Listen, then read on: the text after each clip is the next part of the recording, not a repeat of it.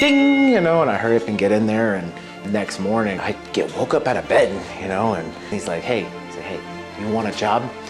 I was like, doing what? And he goes, plumbing. All right, show me the money.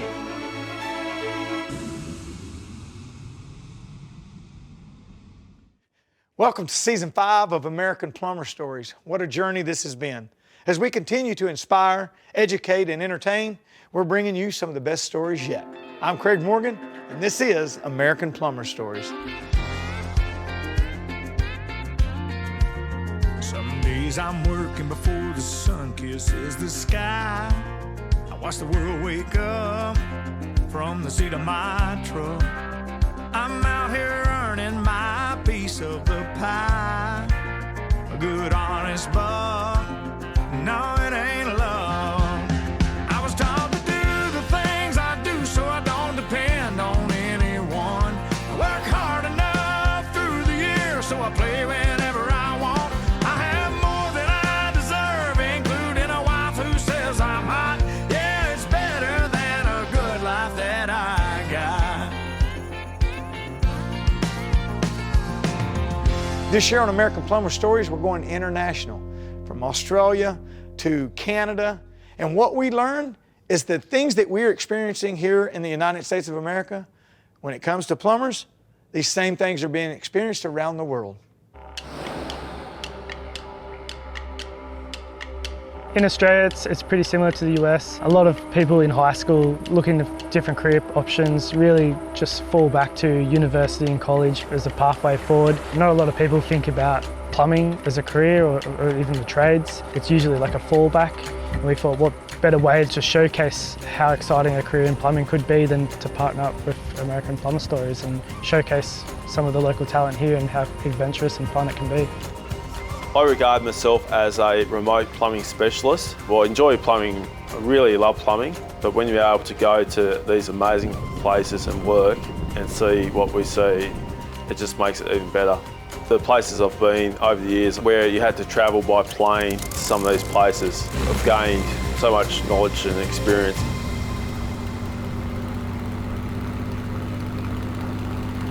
Growing up in Hawaii, you are growing up in paradise. So we're in the high desert area. We're combined of a couple different towns and cities, Victorville being the main city in the area. Suka's a small town. Everybody knows everybody. Wasilla is our home, and we'll never leave. Alaska's our home 100%. I'm a vocational plumbing instructor at CTF, Solid at State Prison. I'm a root clearing, toilet swapping, valve trimming, mother flusher. And I went from basically being able to barely pay my one vehicle payment to family of 5, multiple vehicles, a piece of land. This trade really took me to new levels. Plumbing's super important for health reasons, everything else. Running water changes everything. So I believe that job will always be there, and there will never be a shortage of work as a plumber. You know, your company might run out of work, but somebody else has it. There's going to be a job for you. For the first time in my life, I got laid off. And I cried. But I had a job within 45 minutes with another company. Another show that I'm really excited about is The Lady Plumber, Mary Ann Bocott. The lady has taken her adversities and truly turned them into successes.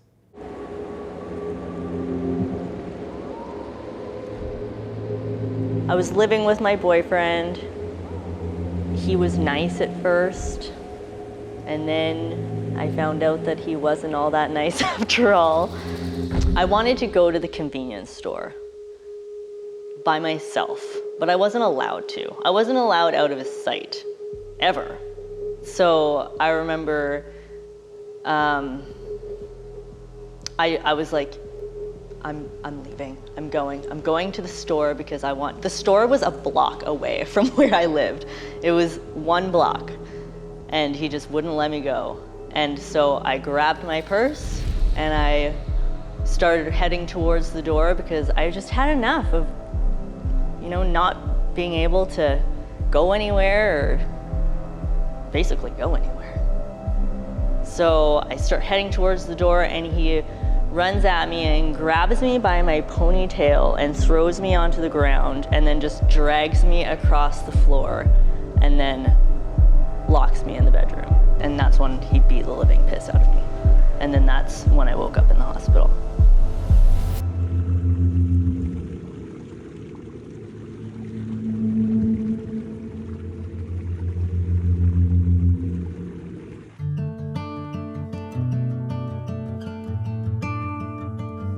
Good grief, how many days have I been in this room? How many pages have I gone through? 'Cause I'm on my third pen trying to make it make sense. I woke up after 3 days of not sleeping or eating, and my face was sunken in, and I looked in the mirror and I had bruises on my face. At that moment, I was like, okay, something's gotta give. It's either gonna go this way or it's gonna go this way. And that's when I quit doing drugs. I quit drinking. I left that boyfriend, and I decided that I had to make something of myself because rock bottom wasn't a very nice place. I would say that I've never been happier than what I am right now. And it just keeps getting better.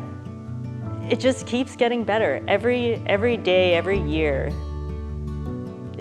there's always something to look forward to. I'm always smiling for the most part anyways. There's really nothing that can get you down, you know? And I would not be anywhere near where I am today if I didn't have plumbing in my life. There isn't a single day that goes by where I'm like, man, I could really be doing something else right now. It's my life. Bury the hatchet, bouquet on the casket. I'm making peace with how it had to happen. Bury the hatchet, bouquet on the casket. I'll let the wind take the ashes. This is good grief.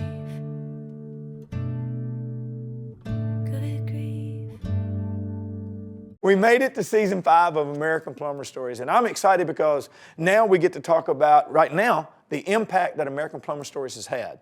And what a better way to do that than to talk with two people that are in our education system. Jake Thurber, Tim Ross, you guys are teaching plumbing. Tell me a little bit about yourself. Where are you from? Start with you. My name is Jake Thurber. I'm from Turners Falls, Massachusetts. I work at the Franklin County Technical School. Yeah, I'm a plumbing instructor there for freshmen and sophomores.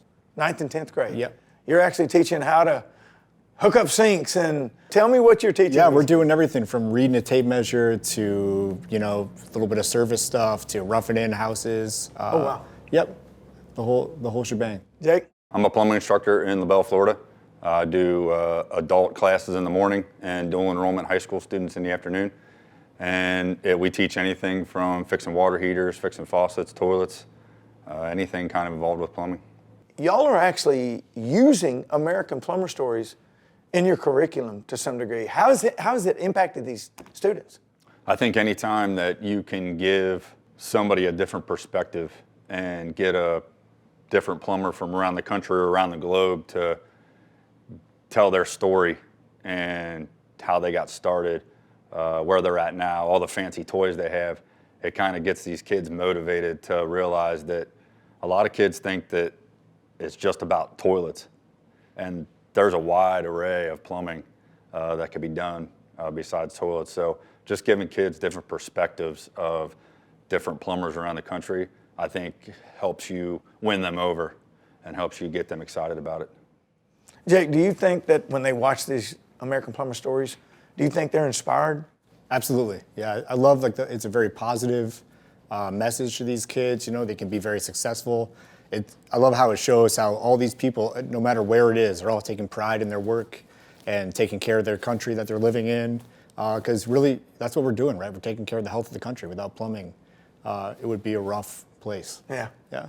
So Jake, with you, earlier you said that you guys have to buy a lot of your own material. So how much does it save you when companies like Pfister Faucets comes in and donates? Oh, it's a ton. It's awesome. I mean, they've been great. They've sent us a ton of stuff. American Plumber Stories has sent us a ton of stuff that I'm always handing out to the kids. It's really nice to see them give back. And if you didn't have Pfister Faucets doing what they're doing, would you have the product? We would not. Yeah, we really wouldn't. I mean, you only have so much of a budget, right? So you're always trying to reuse everything that you can. So, we have faucets that are, 20 years old. They've been hooked up, thousands of times. And for us to have all this new product is really nice for the kids to see, because that's what it's going to be like in the real world, right? You're not going to be reusing all this junk all the time, So it's nice to have some quality products like that to be using. American Plumber Stories. What does it mean? What does it mean to y'all? And what does doing what you're doing mean to you? By teaching, I mean. I never thought, I'm blown away sitting here with you, being here. This is wild.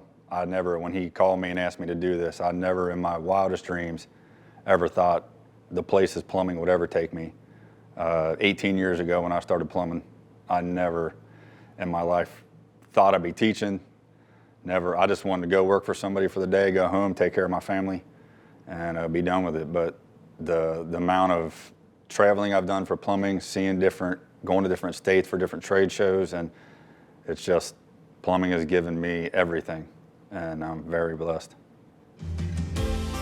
You're not going to want to miss Season 5 of American Plumber Stories. One of the shows that moved me the most was Raymond's story in Maui and the impact that he and his family are having on their community in light of what had happened with the fires.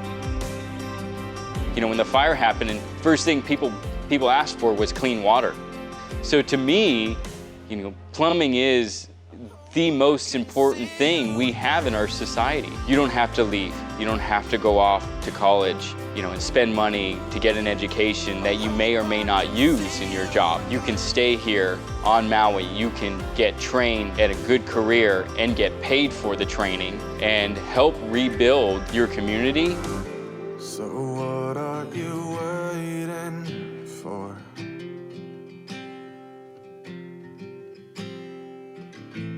Oh, what are you waiting for?